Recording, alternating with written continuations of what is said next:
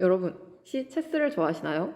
이것은 더욱더 발전된 체스인데요. 확률적으로 말을 움직이는 게임입니다. 자, 먼저 이 말 밑에 그려진 가로막대는 이 말이 이 칸에 있을 확률을 나타냅니다. 지금 가로막대가 전부 차 있죠? 이것은 각각의 말이 그 자리에 있을 확률이 100%라는 뜻입니다. 이 말을 움직일 수 있는 방법은 두 가지가 있는데, 첫 번째는 기존의 체스처럼 움직인 뒤 턴을 넘겨주는 방법입니다. 이런 식으로 진행이 되겠죠? 이 경우에는 말이 말을 잡을 때에도 기존의 체스와 같은 방법이 적용됩니다. 두 번째 방법은 말을 두 턴 움직이는 것인데요. 예를 들어 이와 같은 행동을 할 수 있습니다. 이때 나이트가 기존에 있던 자리에 50%의 확률로 존재하고 두 턴을 움직인 후의 자리에 50%의 확률로 존재하게 됩니다. 이때 폰도 두 번 움직일 수 있는데요. 지금 어떠한 일이 일어났냐면 나이트가 위에 50%의 확률로 존재했고 아래에 50%의 확률로 존재했는데 두 개의 말이 만났기 때문에 나이트의 자리가 결정된 것입니다. 두 개의 말이 만나게 된다면 그 각각의 말들이 어느 자리에 있을지 결정되게 됩니다. 이 경우에 폰은 위쪽으로, 나이트도 위쪽으로 결정이 되었죠. 그래서 이때는 폰이 나이트를 먹지 못했습니다. 만약에 폰이 나이트를 먹게 되었다면 나이트도 아래에 있는 것으로 결정되어야 했고 폰도 위에 있는 것으로 결정되어야 했습니다. 그럴 확률은 50%와 50%가 둘 다 일어나야 되기 때문에 25%가 되겠죠. 그래서 이와 같은 행동을 계속해서 진행할 수 있습니다. 퀸의 경우에도 계속해서 진행할 수가 있고 이렇게 가능한데요. 여기서 50%의 확률로 존재하던 나이트를 두 턴 움직였기 때문에 50%가 또 반으로 나눠져 25%와 25%의 확률로 나이트가 존재하는 것을 볼 수 있습니다. 그래서 계속 이러하게 확률을 쪼갤 수 있게 됩니다.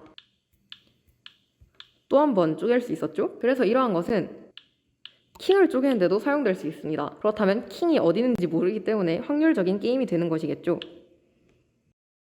자, 그런데 방금 들었던 체스 규칙이 사실 양자를 나타내는 것이라는 것을 알고 계셨나요? 이 게임의 이름은 퀀텀 체스, 즉 양자 체스입니다. 양자란 세상의 모든 물질이 확률적으로 존재한다는 것을 말합니다. 어떤 자리에 특정 물질이 있는지 알기 위해서는 반드시 관측을 해보아야 하고 그 순간에 확률적으로만 존재하던 물질의 상태가 딱 결정된다는 개념입니다. 양자는 중요한 세 가지의 성질이 있는데요. 우선 아까 체스말이 특정 위치에 존재하는 것이 아니라 여러 자리에 존재할 확률들이 합쳐져서 있는 것을 양자의 첫 번째 성질인 중첩이라고 합니다. 그리고 두 체스말이 한 칸에서 만나는 순간 각 말이 그 위치에 있는지 정해지는 것을 양자의 두 번째 성질인 관측이라고 합니다. 조금 더 정확하게 설명하자면 관측을 하는 순간에 그 양자의 상태가 결정이 되는 것입니다. 또 게임에서는 잘 나타나지 않았지만 세 번째 성질은 양자의 얽힘이라고 합니다.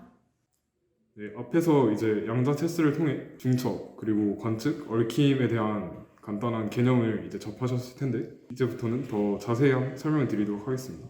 먼저 중첩인데요. 중첩은 간단하게 말해서 두 가지 상태가 서로 말 그대로 중첩되어 있는 것입니다. 그래서 예를 들어 이제 고전적으로는 0이라는 상태 하나로 결정되어 있고 1이라는 상태 하나로 결정되어 있다면 중첩이 되어 있는 상태에서는 0과 1 두 가지 상태 모두 존재할 수 있는 상태입니다. 고전적인 컴퓨터에서는 0 또는 1 두 가지 수로 표현되는 비트라는 것이 존재하는데 양자역학에서는 이 0과 1의 중첩 상태로 존재해서 저희가 이것을 보통 큐빗이라고 부르게 됩니다.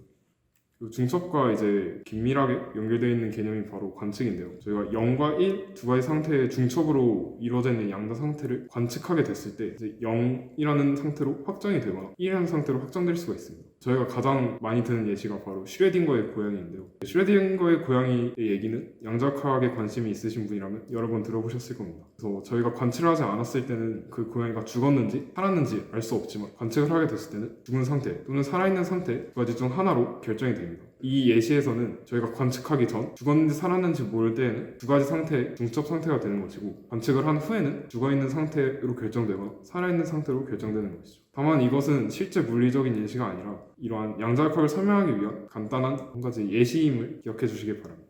이제 마지막은 바로 얽힘이라는 현상인데요. 얽힘은 두 가지 양자 상태가 서로 얽혀 있는 것을 의미합니다. 한 예시가 이제 앞에서 설명드린 큐빗을 이용해 예시를 들 수 있는데요. A라는 사람이 큐빗을 하나 갖고 있고 B라는 사람이 큐빗을 하나 갖고 있습니다. 그래서 이 두 개의 큐빗이 서로 얽혀 있으면 이 둘 중 하나의 큐빗을 관측을 했을 때 다른 하나의 큐빗의 상태가 자동으로 결정되게 됩니다. 그래서 PPT에 있는 예시를 보여드리자면 이제 A가 자신의 큐빗을 관측을 했어요. 일단 0이라는 상태가 됐다면 자동으로 B의 큐빗이 1로 결정이 됩니다. 반대로 이제 A의 큐빗을 1로 관측을 했어요. 그럼 B의 큐빗이 자동으로 1로 결정이 되게 됩니다. 원래 얽혀있지 않는 두 개의 큐빗이라면 서로의 관측과 관계없이 독립적으로 이제 A가 관측을 하더라도 여전히 B의 큐빗은 중첩 상태에 놓여 있고 이런 식이야 하는데, 얽혀있는 경우에는 이제 하나의 큐빗을 관측했을 때 나머지 하나의 큐빗까지 자동으로 상태가 결정되는 것이죠. 앞에서 이제 비트와 큐빗에 대해 잠깐 언급을 했지만 이제 좀 더 설명을 드리자면, 원래 기존의 컴퓨터에서는 1과 10이 아닌 0과 1 딱 두 가지 숫자만 사용을 하게 됩니다. 그 이유는 이제 0과 1은 껐다, 켰다 이 두 가지로 표현이 가능하기 때문에 이 회로를 이용해서 구성이 되어 있는 컴퓨터에서는 두 가지 숫자만을 이용해서 표현하는 것이 굉장히 편합니다. 그래서 이렇게 0과 1 두 가지 숫자를 사용하는 것인데요.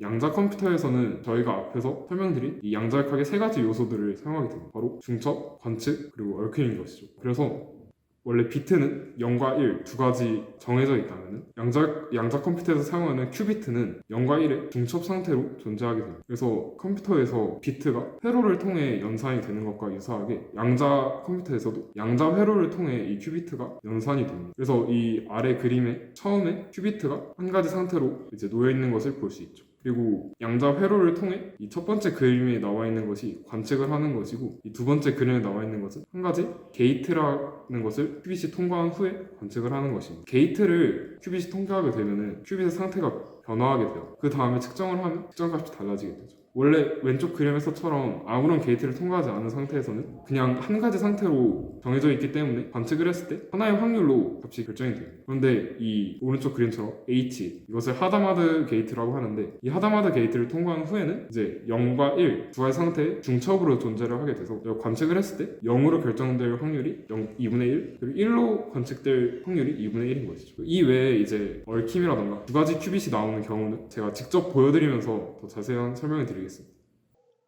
네, 앞서서 큐빗을 회로를 통해 연산하는 것을 간단히 설명드렸는데요. 이것을 좀 더 직접적으로 보여드리면서 해보도록 하겠습니다.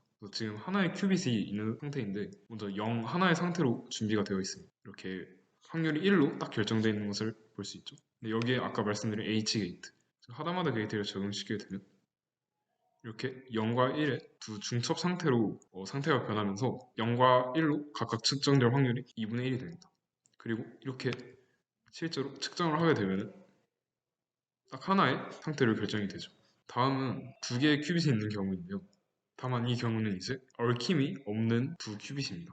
그래서 첫 번째 큐빗에 이렇게 하다마트 게이트를 적용시키면 0과 1 중첩 상태로 변하는 것을 알 수 있죠. 참고로 여기서 두 번째 숫자가 의미하는 것이 첫 번째 큐빗의 상태고, 첫 번째 숫자가 의미하는 것이 두 번째 큐빗의 상태입니다. 그래서 첫 번째 큐빗은 0과 1 두 상태의 중첩이고, 두 번째 큐빗은 이제 0으로 여전히 결정되어 있는 것을 알 수 있죠. 근데 여기서 이제 두 번째 큐빗에도 하다마트 게이트를 적용시킵니다. 역시 두 번째 큐빗도 두 상태 중첩이 되면서 총 이제 네 가지 상태로 존재할 수 있게 되죠. 근데 서로 얽혀있는 상태가 아니라 독립적인 상태이기 때문에 하나의 큐빗을 특정을 하더라도 나머지 한 큐빗의 상태가 바뀌지 않고 여전히 중첩된 상태가 돼요. 그래서 이렇게 관측을 해보면 첫 번째 큐빗은 이렇게 1로 관측이 되지만 여전히 두 번째 큐빗은 0과 1의 중첩 상태로 존재함을 알 수 있죠. 두 번째 이제 큐빗도 한번 관측을 해보면 이제 마침내 하나의 상태로 모두 결정된다는 것을 알 수 있습니다. 마지막 예시는 얽혀있는 두 큐빗인데요. 먼저 마찬가지로 하다마트 게이트를 적용합니다. 이제 차이점은 두 번째로 적용시키는 것은 두 큐빗을 얽히도록 만들어줄 이 두 큐빗에 모두 작용하는 게이트를 적용시키는 것입니다. 앞에서와 차이점은 이제 이 경우에는 00 또는 11, 즉 하나의 상태가 하나의 큐빗이 0으로 관측되면 나머지 하나도 0으로 결정되고, 하나의 큐빗이 1로 관측되면 나머지 하나도 1로 관측된다는 것을 알 수 있습니다. 실제로 관측을 해보면 이런 식으로 하나가 1로 관측이 되면서 나머지 하나도 1로 결정된다는 것을 알 수 있죠. 여기까지가 간단한 양자 회로를 통해 큐빗을 연산하는 예시였고요. 이제 이 회로를 복잡하게 큐빗의 개수도 늘려서 다양한 연산을 통해 많은 복잡한 연산들을 이 양자 컴퓨터를 통해 간단히 계산할 수 있게 됩니다. 이러한 것들이 이제 양자 컴퓨터의 기초가 되고, 여기까지가 이제 양자 역학을 게임을 통해 알아보고 그에 이어서 양자 컴퓨터의 기초를 알아보는 영상이었습니다. 네, 감사합니다.